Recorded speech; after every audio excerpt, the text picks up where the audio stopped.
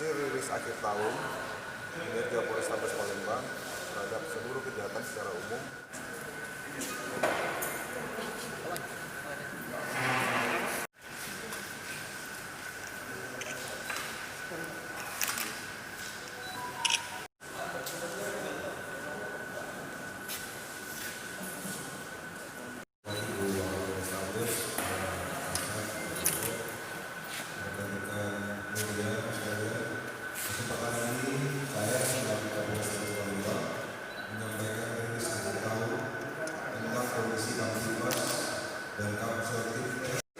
hasil rilis akhir tahun kinerja Polrestabes Palembang terhadap seluruh kejahatan secara umum mengalami penurunan dan khusus kejahatan-kejahatan indeks yaitu anak, curas, dan curanmor juga jauh mengalami penurunan.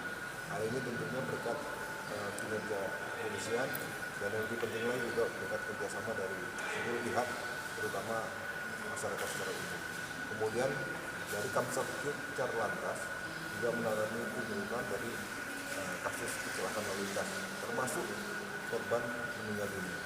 Oleh karenanya ini tidak lepas dari peran kesadaran masyarakat dan berdisiplin berlalu lintas. Kemudian khusus pada malam tahun baru ini dapat kami sampaikan hasil keputusan daripada seluruh stakeholder 3 titik kerumunan masyarakat kami tutup total pada saat 31 Desember dan tanggal 1 Januari.